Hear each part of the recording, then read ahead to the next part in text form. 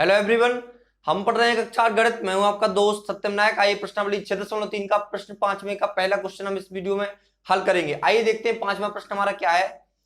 निम्नलिखित संख्याओं में प्रत्येक के लिए वह सबसे छोटी पूर्ण संख्या ज्ञात कीजिए जिससे इस संख्या को गुणा करने पर यह एक पूर्ण वर्ग संख्या बन जाए। इस पूर्ण वर्ग संख्या का वर्गमूल भी ज्ञात कीजिए। आपको क्या करना है, 252 को पूर्ण वर्गमूल संख्या बनानी, पूर्ण वर्ग संख्या बनानी है। जो संख्या आप इस तरह जिस तरह से आप बनाएंगे उसको संख्या बनाने के बाद आपको क्या करना है, उसका वर्गमूल भी निकालना है। तो आइए हम क्या करते हैं, प्रश्न को हल करते हैं। सबसे पहले हम क्या करेंगे, इसका गुणनखंड करेंगे ताकि हमें पता तो चले इसमें क्या गुणा करने पर हमें एक पूर्ण वर्ग संख्या बन जाएगी। तो यहां पर 252 का हम गुणनखंड करेंगे तो इसको इस तरह से करेंगे, 2 एकम 2, 2 दूनी 4 और 2 छक्के 12, 2 छक्के 12, 2 तिया 6, यहां से 3 से काटेंगे, 3 दूनी 6, 3 एकम 3 और 3 7 21, 7 एकम 7। इस तरह से हम क्या करें, हमने गुणनखंड किए। अगर आप इसका वर्गमूल लिखेंगे तो आपको वर्गमूल निकालेंगे तो अंडर रूट में लिखना पड़ेगा। तो यहां पर हम लिखेंगे इसको अंडर रूट 252। अब जो आपके गुणनखंड आए हैं उनको आपको यहां पर लिखना पड़ेगा, 2 गुणा 2 गुणा 3 गुणा 3 गुणा 7। यहां पर आप देख रहे होंगे 2 और 3 के युग्म बन रहे हैं लेकिन 7 का युग्म नहीं बन रहा, मतलब इसमें 7 की कमी है। अगर 7 यहां पर एक और आ जाए तो आपका 7 का युग्म भी बन जाएगा। मतलब अगर 7 और आ जाए तो हम बोल सकते हैं कि ये संख्या हमारी पूर्ण वर्ग संख्या बन जाएगी। लेकिन हमें क्या करना पड़ेगा, अगर हम 7 का गुणा 252 में कर दें तो एक और 7 इसमें आ जाएगा। तो हम क्या करेंगे, इस संख्या को पूर्ण वर्ग बनाने के लिए हम 7 का गुणा करेंगे इसमें। तो आइए हम प्रश्न को हल करते हैं। लिखते हैं यहां पर संख्या 252, संख्या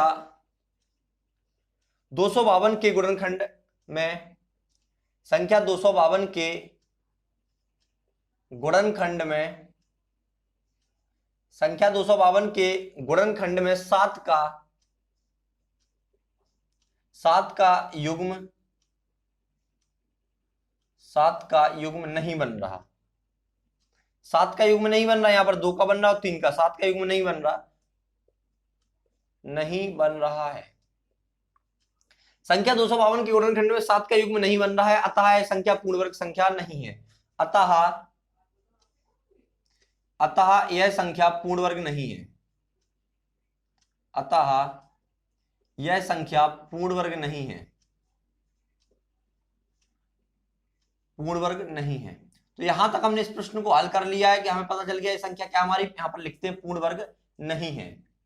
तो यहां तक हमने हल कर लिया, क्यों नहीं है हमारी पूर्ण वर्ग, क्योंकि यहां पर 7 का युग्म नहीं बन रहा। इस तरह में लिखा संख्या 252 के गुणनखंड में 7 का युग्म, यहां पर लिखेंगे संख्या 252 के गुणनखंड में 7 का युग्म नहीं बन रहा, अतः यह संख्या पूर्ण वर्ग नहीं है। अब हमें पूर्ण वर्ग बनाने के लिए क्या करना पड़ेगा, जो हमें पता है कि यहां पर अगर 7 का गुणा कर देंगे हम तो पूर्ण संख्या क्या निकल गया, वही तो पूछा गया है कि वह सबसे छोटी पूर्ण संख्या ज्ञात कीजिए जिससे इन संख्या को गुणा करने पर यह एक पूर्ण वर्ग संख्या बन जाए।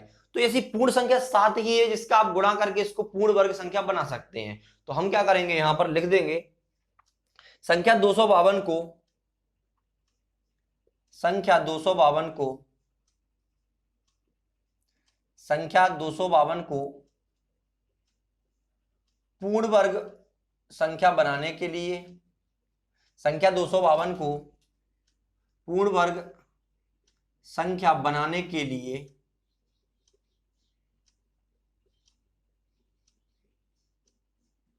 इसके लिए सबसे छोटी क्या है, 7 ही है जो इसे पूर्ण वर्ग बना सकती है। ठीक है, तो यहां पर हम लिखेंगे संख्या 252 को पूर्ण वर्ग बनाने के लिए सबसे छोटी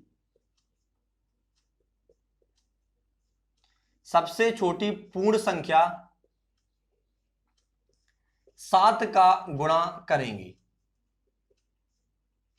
तो इस किसके लिए सबसे छोटी, इस 252 के लिए सबसे छोटी संख्या 7 ही है जो इसको पूर्ण वर्ग बना सकती है। इस तरह से हमने लिख दिया, गुणा करेंगे। अब अगर हम बात करेंगे तो गुणा करना पड़ेगा हमें, अतः यहां पर लिखेंगे अतः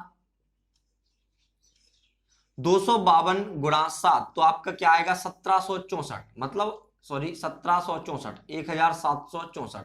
तो इस तरह से आपका क्या आया आंसर, 1764 वो संख्या निकल के आई है जो इसको पूर्ण वर्ग बनाने के बाद मिल रही है। जैसे 7 का गुणा कर दिया हमने, पहला आंसर तुम्हारा 7 आ गया कि वो पूछा गया है ना सबसे छोटी पूर्ण संख्या क्या थी जिससे गुणा करने पर ये पूर्ण वर्ग बन जाए। तो आपको वो संख्या मिल चुकी है, 7 वो संख्या है जिसको 252 से गुणा करने पर 252 क्या बन जाएगी, पूर्ण वर्ग संख्या बन जाएगी। अब यहाँ पर हमने जो 7 का गुणा करने के बाद हमें जो संख्या प्राप्त हो रही है पूर्ण वर्ग, तो यहाँ पर लिखेंगे 1764 है, तो यहाँ पर लिखेंगे 1764 एक पूर्ण वर्ग संख्या है। अब ये हमारी क्या है, पूर्ण वर्ग संख्या। अब हम क्या करेंगे, इसका इसमें बोला गया है कि आपको इस पूर्ण वर्ग संख्या का वर्गमूल भी ज्ञात कीजिए, आपको इसका वर्गमूल भी ज्ञात करना है। तो हम यहाँ पर कर लेते हैं इसको, यहाँ पर 1764 लिखते हैं 1764, इसका हम गुणनखंड करेंगे, 2 अट्ठे 16, 2 अट्ठे 16, 2 दूनी 4, यहाँ से 2 से फिर से काटेंगे, 2 1 2 चौको 8, 2 चौको 8, 2 एकम 2, फिर 3 से काटेंगे, 3 एकम 3, 3 चौको 12 और 3 7 21, फिर 3 से काटेंगे, 3 चौको 12, 3 नाम 27, फिर 7 से काटेंगे, 7 7 49, 7 एकम 7। इस तरह से आपने 1764 के पूरे गुणनखंड कर लिए। अब हमें क्या करना है, इसका वर्गमूल निकालना है, तो हम इसको रूट के अंदर लिखेंगे, फिर युग्म बनाएंगे या जोड़ा बनाएंगे। तो यहां पर हम लिखेंगे 1764 रूट के अंदर लिखेंगे, तो इसके गुणनखंड जो है उसको भी रूट के अंदर ही लिखेंगे।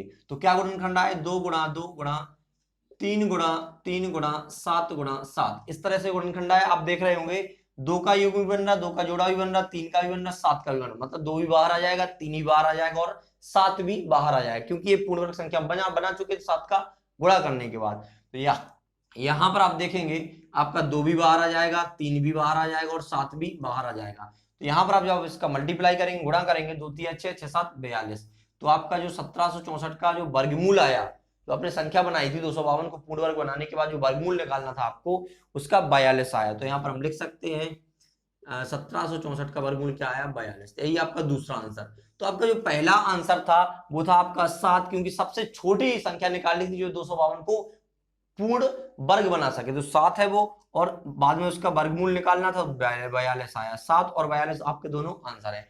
तो इस तरह से आप प्रश्न को हल कर सकते हैं। पहला आपका आंसर 7 है, दूसरा आपका 42 है। इस तरह से आप प्रश्न को हल कर सकते हैं। हमने इस तरह से 5वें प्रश्न का पहला प्रश्न हल कर लिया है। तो आशा करते हैं कि आपको प्रश्न का हल समझ में आया होगा। इसी के साथ हम आपसे विदा लेते हैं, मिलते हैं अगली वीडियो में अगले प्रश्न के साथ। Thanks for watching.